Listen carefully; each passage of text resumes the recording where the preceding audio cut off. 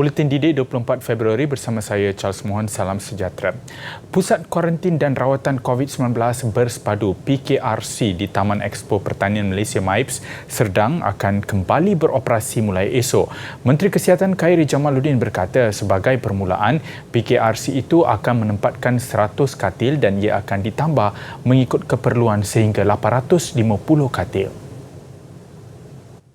Ini bukanlah kerana kita tidak cukup katil-katil di hospital, tetapi ini adalah lebih kepada langkah preemptif dan untuk memberi kita buffer supaya hospital-hospital kita yang sudah mula memberi perkhidmatan dan rawatan bukan COVID, terutamanya kes-kes elektif yang telah pun tertangguh selama 2 tahun, tidak terganggu.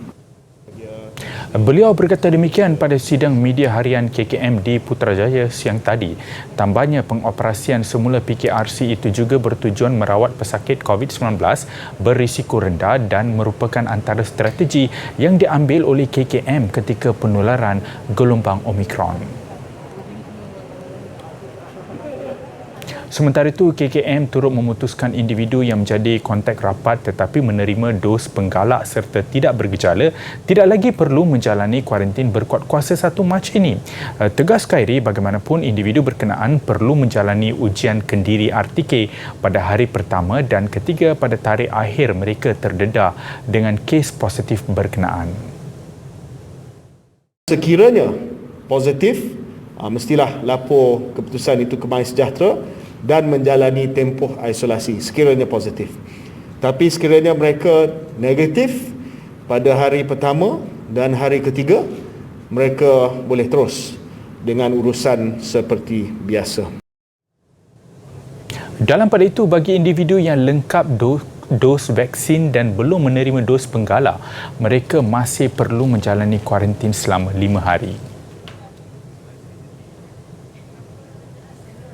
661,752 individu atau 18.6% populasi kanak-kanak berusia 5 hingga 11 tahun di negara ini menerima dos pertama vaksin COVID-19 menerusi program imunisasi COVID-19 kebangsaan kanak-kanak PKIDS semalam. Laman web COVID Now turut merekodkan lebih 14 juta individu atau 60.7% populasi dewasa di negara ini menerima dos penggalak COVID-19, manakala lebih 22 juta atau 97.5% populasi dewasa melengkapkan vaksinasi mereka. Bagi yang menerima sekurang-kurangnya 1 dos vaksin pula, 23,224,993 atau 98.7%. Sementara itu, lebih 2 juta individu atau 90% remaja berusia 12 hingga 17 tahun melengkapkan vaksinasi, manakala lebih 2 juta atau 92.9% menerima sekurang-kurangnya 1 dos vaksin. Sehingga semalam, jumlah kumulatif vaksinasi harian COVID-19 PEAK mencecah 66.6 juta. Menjelang peperiksaan sijil pelajaran Malaysia SPM minggu depan, pastinya ramai calon yang gementar untuk menghadapi peperiksaan besar ini.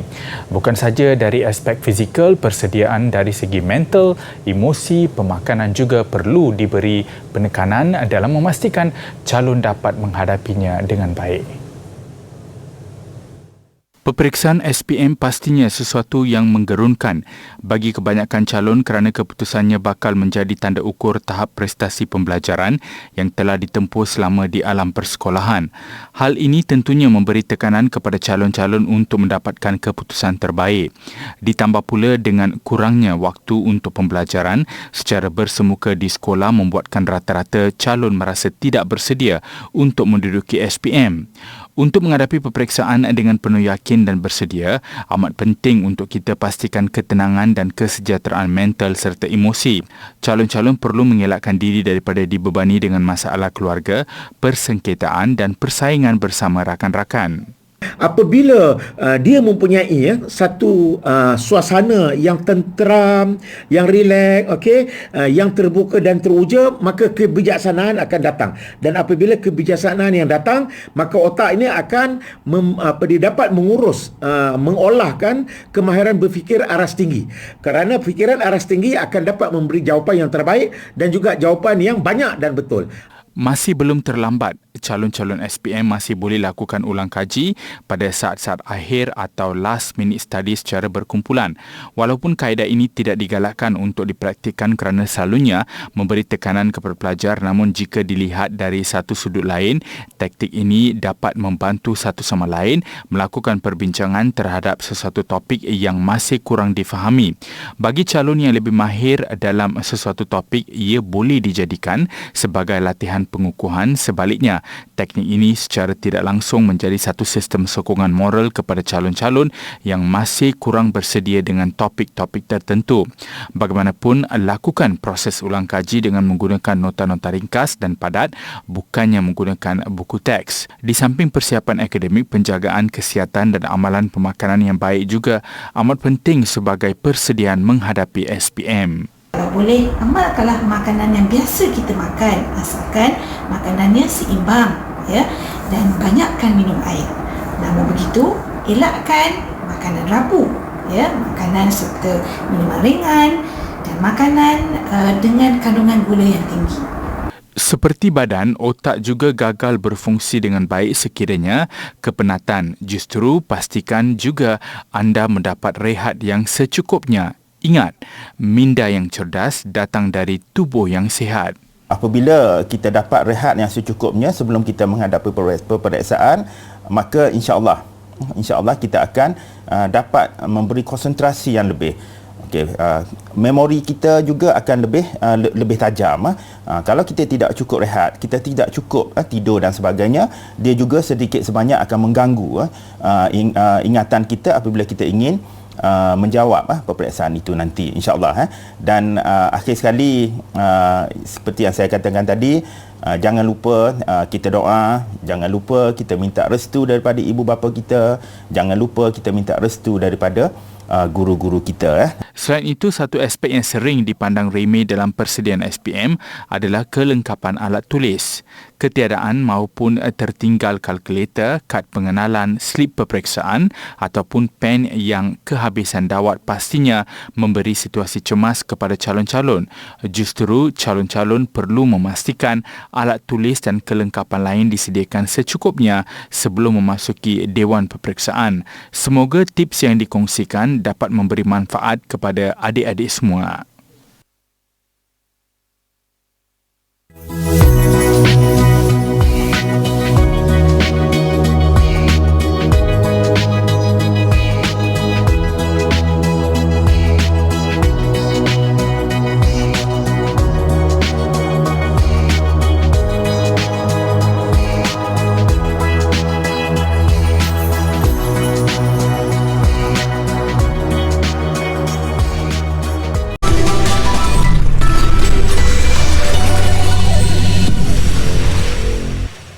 Bersua kembali. Keperluan untuk anak-anak didedahkan dengan gadget pada era digital tidak terpakai bagi setengah ibu bapa.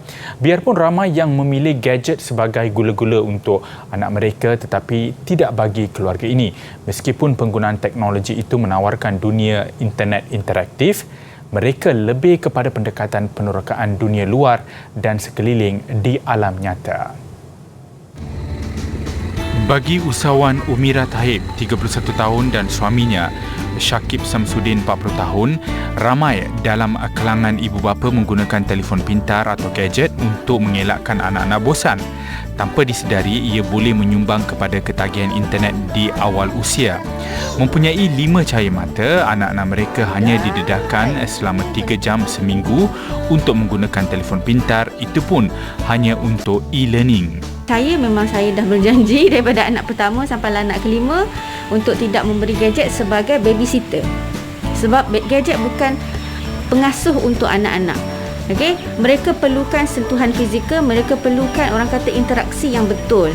Sebab itu adalah hak anak-anak untuk dapat penjagaan daripada manusia yang dikeliling dia. Okey, jadi saya memang tidak mengamalkan bagi gadget untuk bagi dia diam. Memang jaga anak penat, sangat penat. Tapi at one point saja, up to 6 to 7 years. Lepas tu dia dah okey dah. Jadi saya memang tak bagi gadget kecuali hanya untuk e-learning sahaja. Bagaimanapun, Umira berpendapat ramai dalam kalangan ibu bapa berkerjaya tidak mempunyai pilihan disebabkan kengkangan masa. Gadget satu-satunya media menjadi penghubung dan keperluan anak-anak mereka. Parents yang tidak ada masa, kita tak semestinya perlu setiap masa nak kena sediakan diorang benda bermain. Involvekan diorang dalam kehidupan sebenar. Contoh house chores, maksudnya kita aturkan jadual diorang seharian. Ibu apa yang kena buat seharian, ada jadual. Okey, kalau Pak D awak yang buat, bilik awak yang buat, kena ada diorang dalam satu orang kata cycle yang sama. Lepas tu, selain daripada tu, kita aturkanlah bila masa diorang nak main. Pasangan ini turut berpendapat tanpa pemantauan, ibu bapa perlu sedia hadapi kesan yang akan dihadapi anak mereka kelak. Kena ingat satu benda, teknologi boleh dibelajar waktu apa-apa umur pun. Mak bapak kita umur 60 boleh belajar Facebook, boleh belajar share guna Google Drive. Okey. Umur 15 tahun boleh belajar lagi nak guna Zoom. Tetapi bayangkan umur 15 tahun nanti baru kita nak bagi mereka hak untuk main rumah kotak. Dia tak mahu dah. Jadi jangan kerana kita nak kejarkan kejayaan ataupun nak menjadi yang trending, nak menjadi yang tidak terkebelakang, kita menarik kembali hak mereka sebagai kanak-kanak. Boleh je nak main game kawan-kawan, tapi jangan melebihi masa. Main kat luar tu lagi best. Boleh main kejar-kejar kambing, bagi kambing makan, berkebun, korek tanah, semua tu lah. Malaysia dilaporkan antara negara mencatatkan kadar ketagihan internet yang tinggi dalam kalangan murid dan pelajar sekolah.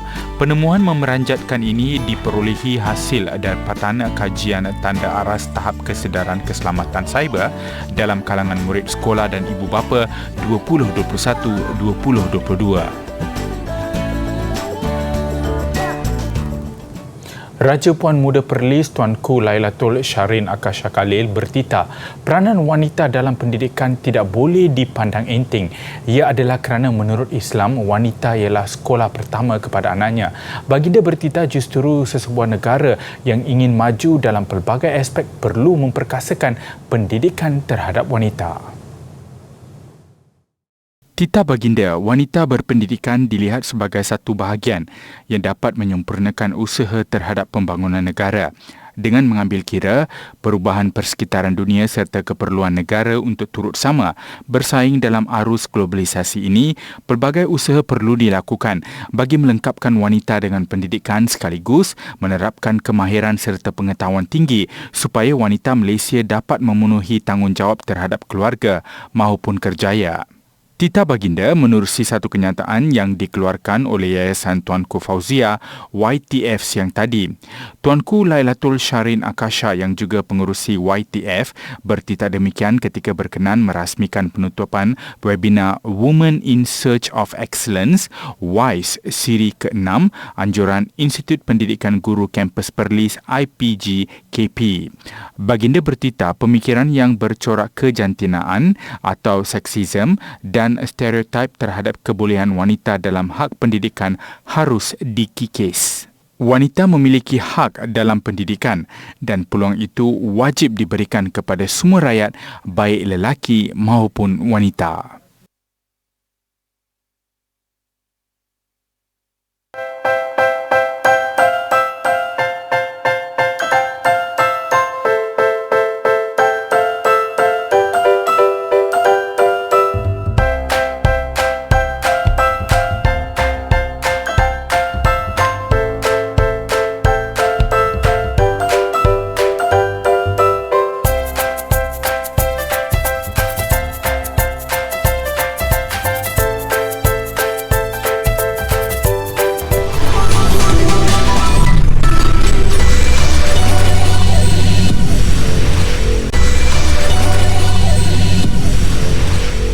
Kebimbangan terhadap penularan jangkitan COVID-19 menyebabkan institusi masjid terpaksa menghadkan kehadiran jemaah.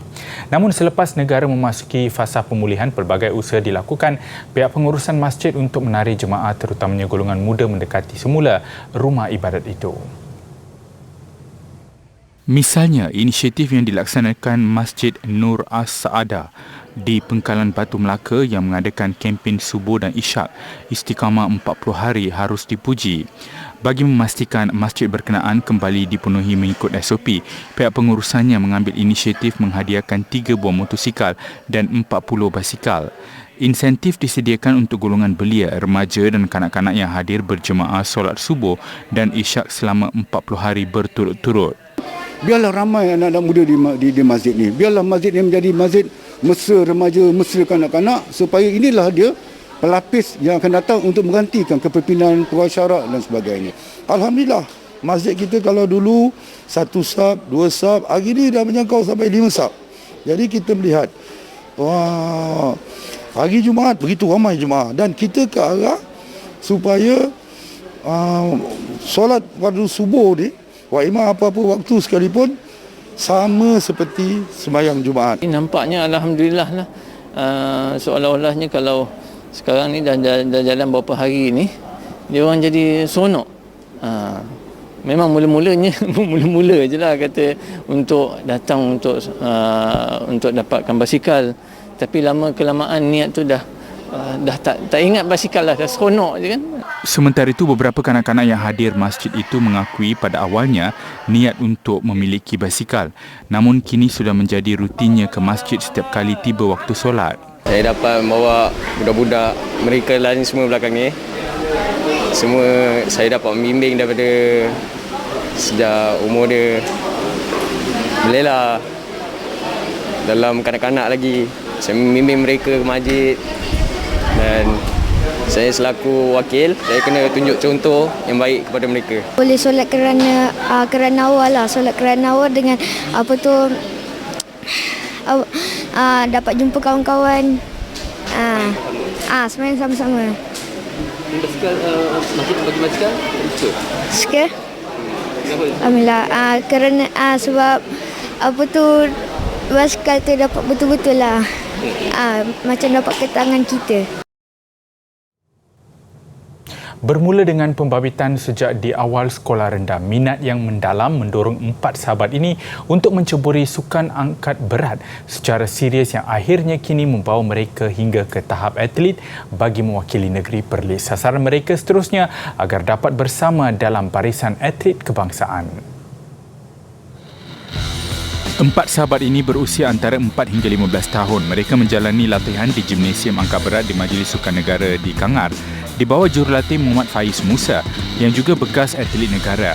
Bukan calang-calang, bakat mereka ada yang dikesan seawal usia 5 tahun lagi sebelum berjaya hingga ke tahap ini. Berat dulu bersih saja 15 gitu.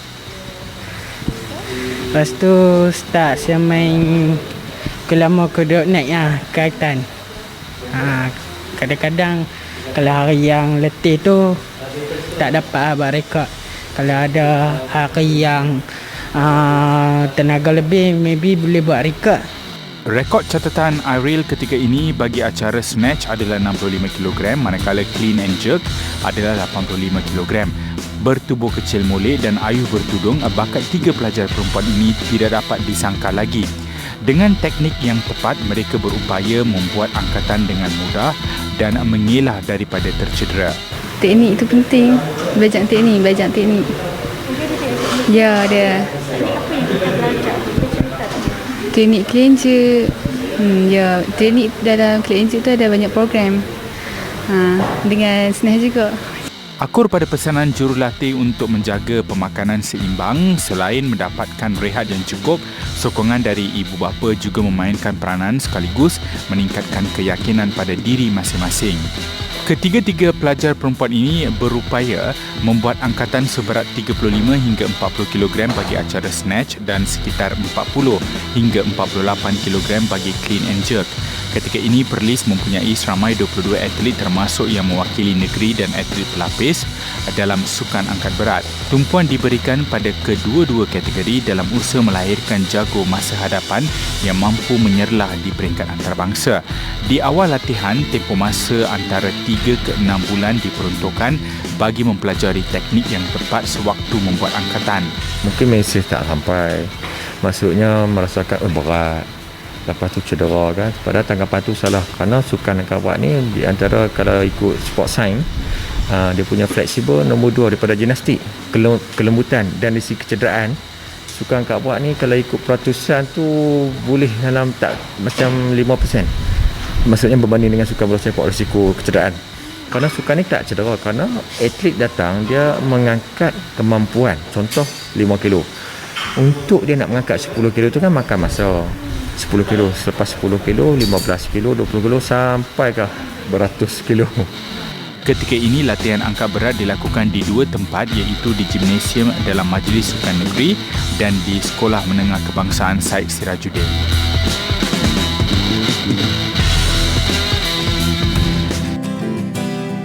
Bagi menghasilkan perhiasan diri ataupun barang-barang kemas, lazimnya tukang-tukang emas ini memiliki bengkel ataupun tempat untuk diproses, macam mana proses menghasilkan perhiasan diri itu dilakukan.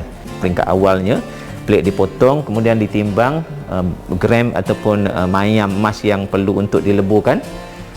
Kemudian selepas dilebur, tukang emas akan menentukan bentuk ataupun desain. Hiasan diri ini sama ada cincin, rantai, gelang kaki ataupun gelang tangan akan dihasilkan dalam pelbagai variasi mengikut motif-motif kontemporari ataupun motif-motif tradisional yang lazim dalam kalangan masyarakat, bukan sekadar orang-orang Melayu tapi secara umumnya masyarakat Malaysia.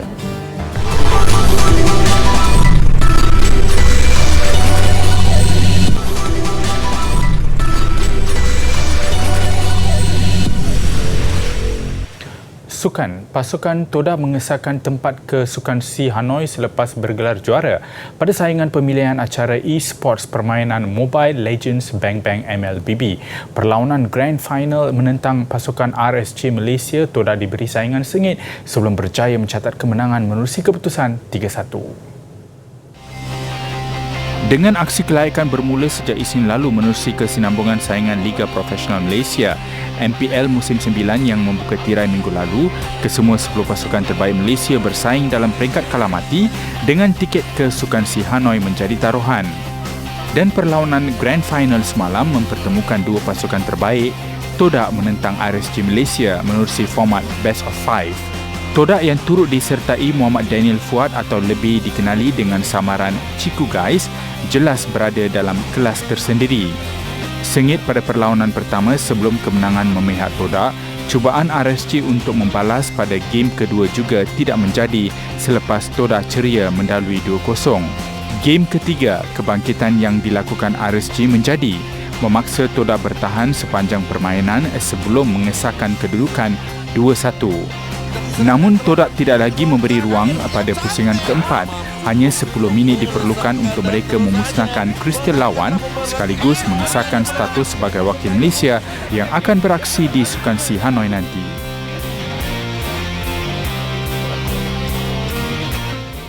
Saingan Piala FA kembali merancangkan kempen Liga Malaysia musim ini. Pertembungan 2 pasukan Liga Super Terengganu FC dan Negeri Sembilan menjadi antara aksi tumpuan pusingan pertama. Aksi menarik pusingan pertama turut menemukan 2 pasukan Liga Premier, Kuching City dan UiTM FC. Satu lagi wakil Liga Premier Kelantan berdepan pasukan Liga Super Petaling Jaya City. Juara 2019 Kedah Darul Aman FC pula diundi menentang wakil Liga M3 Sains FC. Manakala juara Liga Super 8 kali berturut-turut JDT menanti pemenang aksi pusingan kelayakan antara BRM FC dan Tun Razak City FC. Selangor dijangka tidak berdepan masalah apabila diundi bertemu dengan pasukan Liga M3 hari ini FT. Saingan Piala FA akan membuka tirai dengan aksi pusingan kelayakan membabitkan 2 perlawanan masing-masing antara BRM FC menentang Tun Razak City FC serta Bukit Tambun FC melawan Immigration FC yang dijadual berlangsung pada 6 Mac ini. Diikuti aksi pusingan pertama dari 11 Mac hingga 13 Mac. Dan mengakhiri buletin didik malam ini, inovasi robot pertama yang mampu menyediakan juada tradisi Switzerland, Fondo. Saya Charles Mohan, salam hormat dan kita jumpa lagi.